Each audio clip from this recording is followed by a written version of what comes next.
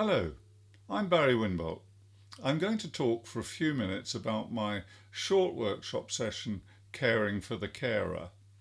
It can often seem difficult when you're in the midst of the caring role to actually take time to attend to yourself. I know I've been there. But I also know, both from my professional work as a therapist and psychologist and from personal experience, just how important it is to keep grounded, keep a sense of self, and actually attend to our own resilience. Now, resilience refers to the ability to bounce back, to deal with what life throws at us, to stay on top of our game and personable and amiable and able to actually flourish even under pressure. And if you really can't do that, then the more resilient person, after a period of perhaps feeling a bit beaten down by the system, will bounce back more quickly. So that's what this short session is all about.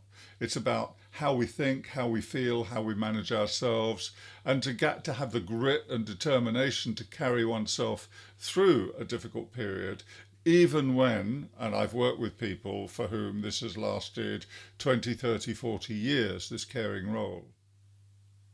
So I make no bones about it. I know it can be difficult. But I also know that how we manage ourselves, how we think, how we feel, how we sleep, how we care for ourselves generally, doesn't take a huge amount of effort. It's more about changing a few relatively simple habits, or changing habits and making a few relatively simple changes, perhaps I should say.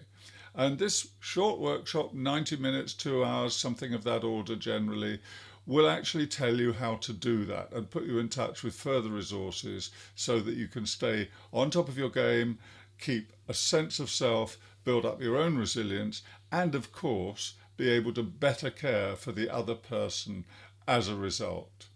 There are plenty of examples from my professional experience and my own life of what can go wrong. I know very well how difficult it can be to say, stay on top of the situation, to remain good natured. I know how many people feel guilty in the caring role because they don't think they do as well as they could do. And I guess we all feel like that sometimes.